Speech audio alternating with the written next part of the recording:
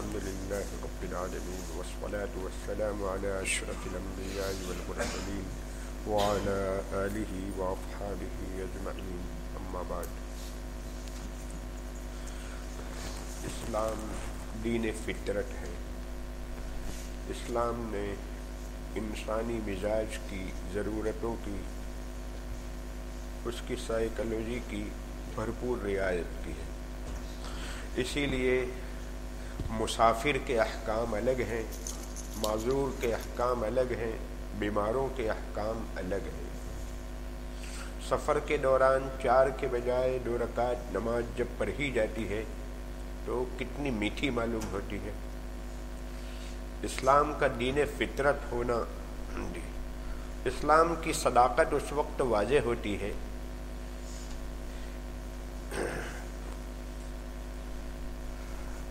اگر ہم لوگ یہاں سے اپنے وطن انڈیا پاکستان اگر پہنچیں تو وہاں نماز مکمل پڑھی جائے گی یا ہم مسافر کہلائیں گے؟ وہاں 4 رکعت پوری پڑھیں یا 4 والی کو 2 پڑھیں، کمپلیٹ پڑھیں یا ریڈیوس کریں، ڈیپینڈ ہے نیت کے اوپر۔ آپ نے اپنے پرانے وطن کو، انڈیا پاکستان کو آپ نے ابھی وطن باقی رکھا ہے، اس کو خیر باد اور گڈ بائی نہیں کہا ہے۔ آپ کے دل و دماغ میں یہ ہے کہ میں آتا جاتا رہوں گا، تو آپ کی نیت اگر اس کو وطن باقی رکھنے کی ہے تو وہ وطن ہے، وہاں پہنچنے کے بعد آپ کو 4 رکعت مکمل پڑھنی پڑے گی۔ پراپرٹی کے اوپر ڈیپینڈ نہیں ہے۔ بہت سے لوگ یہ سمجھتے ہیں، کنفیوژن ہے کہ اگر وہاں پراپرٹی ہے تو وہ مقیم ہے، 4 رکعت پوری پڑھے گا، اور پراپرٹی بیچ دی ہے، کچھ نہیں ہے، تو پھر یہ مسافر کہلائے گا۔ اس کے اوپر مدار و ڈیپینڈ نہیں ہے۔ پراپرٹی ہے لیکن آپ نے دل و دماغ سے اس کو نکال لیا۔ آنا جانا الگ چیز ہے، اور ایک ہے وطن کو بطور وطن کے باقی رکھنا، 2 چیز الگ الگ ہے۔ ایک تو یہ ہے کہ بس اب یہاں یہ وطن نہیں میرا وطن وہ ہے، دوسرا ہے کبھی آنا جانا رہے، یہ دوسری بات ہے۔ بہرحال آپ کی نیت وطن کو باقی رکھنے کی ہے تو وہ وطن ہے، وہاں 4 رکعت مکمل پڑھی جائے گی، اور آپ نے نیت کر لی ہے، دل و دماغ سے اس کو نکال لیا ہے، چاہے آنا جانا ہو چاہے پراپرٹی ہو، پھر بھی وہ مسافر کہلائے گا، وہاں 4 رکعت کی جگہ پر 2 رکعت پڑھے گا۔ سنت نماز کے بارے میں 4 کی 2 نہیں ہے، سنت 4 کی 4 مکمل پڑھی جائے گی۔ البتہ سنت کا مسئلہ یہ ہے کہ سنت میں دیکھا جائے گا، اگر آپ کو ایمرجنسی ہے، سنت پڑھنے کی گنجائش نہیں ہے، آپ کی ٹریولنگ چالو ہے، جاری ہے، یا ٹریولنگ آپ جہاں جانا تھا، اسکاٹ لینڈ جانا ہے، اسکاٹ لینڈ پہنچ چکے ہیں، اب وہاں سٹی میں آپ کو کوئی کام ہے، اس میں آپ مشغول ہیں، تو شریعت نے رعایت کی ہے کہ سنت آپ پڑھیں یا چھوڑ دیں، دونوں کی گنجائش ہے۔ یعنی حالت کے اوپر ڈیپینڈ ہے۔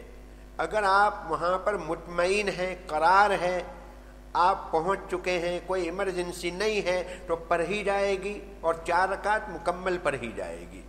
اور اگر جلدی میں ہے، سفر جاری ہے، یا کام کاج بہت زیادہ ہے، مشغولی ہے، تو شریعت نے اس کو ساکت کر دیا ہے، لیکن جب پڑھیں تو 4 رکعت مکمل پڑھیں۔ ایک صاحب کو ہم نے سفر کے دوران نماز کے لیے کھڑا کیا مغرب کی نماز میں، تو انہوں نے 2 رکعت پر سلام پھیر دیا، کہا کہ مسافر ہیں اس لیے 3 کے بجائے 2 رکعت۔ جی ایسا نہیں ہے، 3 والی کو 3 مکمل پڑھا جائے گا، 4 والی کو فقط 2 پڑھا جائے گا، ورنہ پھر 2 والی کو 1 پڑھا دیں گے پھر۔ جی تو ہر چیز میں ایسا حساب مت لگاؤ۔ جی شریعت نے جتنا بتایا ہے بس اتنا ہی، 4 والی کو 2، باقی سب اپنی جگہ پر مکمل۔ مغرب کی 3 ہے تو 3 پڑھی جائے گی، وتر کی 3 پڑھی جائے گی، سنت 4 ہے تو 4 پڑھی جائے گی، اس میں ریڈیوس نہیں ہوگا۔ آپ یہاں سے جمعہ کے دن 30واں روزہ رکھ کر چلے، اور اپنے وطن پہنچے اور وہاں سیٹرڈے کو وہاں 30واں ہے، آپ کے 30 یہاں مکمل ہوئے، فرائیڈے کو 30واں روزہ ہے، فرائیڈے کو کسی نے فلائٹ پکڑی، انڈیا پاکستان پہنچا اور وہاں جا کر دیکھا تو سیٹرڈے کو وہاں 30واں روزہ ہے، تو کیا کریں؟ جس ملک میں جائیں روزے کے اعتبار سے، عید منانے کے اعتبار سے اس کنٹری کے تابع رہیں گے۔ اگر اس کنٹری میں روزہ ہے تو آپ روزہ رکھو، چاہے آپ کا 31واں رکھنا پڑے چاہے 32واں رکھنا پڑے، آپ اپنی عید الگ نہ منائیں، اپنی عید الگ نہیں کہ میں تو وہاں 30 کر کے آیا ہوں لہذا ہم 2-4 آدمی ہیں، آج یہاں خطبہ بھی ہوگا اور عید بھی ہوگی، الگ سے وہاں پر اس طرح نہ کریں، اس کنٹری کے تابع رہیں گے۔ اس کنٹری میں اگر روزہ ہے تو آپ بھی روزہ رکھ لو، نفل روزہ ہو جائے گا آپ کا، یہاں تک کہ 32واں رکھنا پڑے تو 32واں بھی رکھو۔ اور وہاں سے کوئی انڈیا پاکستان سے یہاں آ رہا ہے، 28واں روزہ رکھ کر آیا اور یہاں 29 کے اوپر عید ہو رہی تھی، دوسرے دن عید تھی، انڈیا پاکستان سے آنے والے کے ابھی 28 ہوئے تھے، تو وہ کیا کرے؟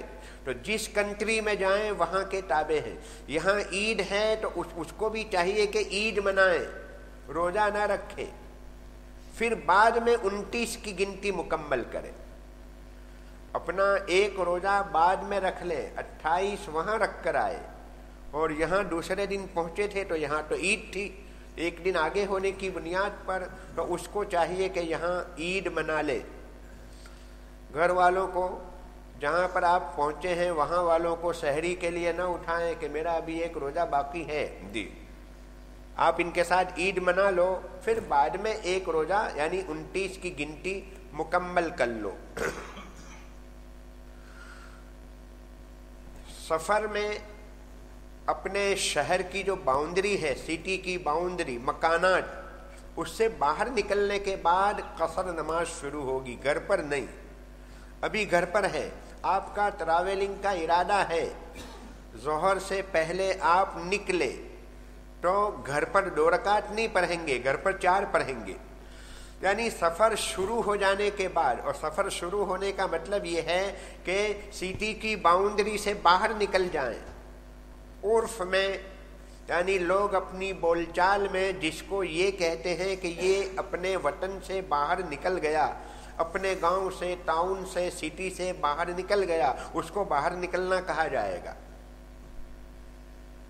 مثلا لندن بہت بڑا شہر ہے، کتنے بورو ہے اس کے، تو یہ سب سے باہر نکلنے کے بعد وہ 2 رکعت نماز پڑھ سکتا ہے، یہ نہیں کہ M25 یہاں سے پکڑ لیا گویا کہ یہ پورے شہر کی باہر کی یہ سڑک ہے، روڈ ہے، نہیں، M25 پر پہنچنے کے بعد بھی ابھی یہ مقیم ہے، ابھی اس کو 4 رکعت پڑھنی ہے، سارے مکانات سے باہر نکل جائے، یعنی جس کو لندن کہتے ہیں، لندن سے باہر نکلنے کے بعد اگر مکانات ہیں لیکن اس کا نام کوئی دوسرا ہے، اس کا نام لندن کے بجائے کوئی دوسرا ٹاؤن ہے، تو پھر آپ مسافر کہلائیں گے وہاں سے۔ بہرحال عرف کے اوپر مدار ہے، کیا کہیں گے عرف، جی عام بول چال میں لوگوں کے نزدیک جس کو لندن کہتے ہیں وہ لندن، اور لندن سے دوسرا کوئی ہے، چاہے اگرچہ آبادی اس کی کنیکٹڈ ہے، لندن اور کوئی دوسرا ٹاؤن ہے، دونوں کی آبادی کنیکٹڈ ہو چکی، کئی مرتبہ اس طرح کئی ایسے شہر ہیں، 2 شہر قریب قریب تھے تو وہ ٹوینز بن چکے، آبادی کنیکٹڈ ہو چکی، تو چاہے ٹوینز ہو چکے، کنیکٹڈ ہو چکی، لیکن پھر بھی شریعت کی نگاہ میں الگ الگ اس کو شمار کیا جائے گا۔ سفر میں آدمی کی 2 رکعت ہوئی تھی فرض، اس کو گھر آ کر پڑھنا چاہتا ہے تو گھر پر 2 رکعت پڑھیں گے، جیسی واجب ہوئی ویسی پڑھی جائے گی۔ آپ سفر میں تھے اور وہاں کی 2 رکعت آپ کے ذمے قضا باقی رہ گئی ہے، نہیں پڑھ پائے ہیں، تو گھر آ کر اس کو 2 پڑھیں گے، اور گھر کی نمازیں جو 4 رکعت والی آپ کے ذمے ہیں، سفر میں جانے کے بعد اس کو 4 پڑھنا ہوگا، جیسی واجب ہوئی ویسی ادا کرنی ہے۔ گھر پر واجب ہوئی تھی، ادا کرتے ہیں سفر میں تو گھر کی ہے تو 4 ہے تو سفر میں پڑھیں گے پھر بھی 4 رکعت پڑھی جائے گی. اللہ پاک عمل کی توفیق عطا فرمائے. وآخر دعوانا الحمدللہ رب العالمین. سبحان اللہ و بحمدہ.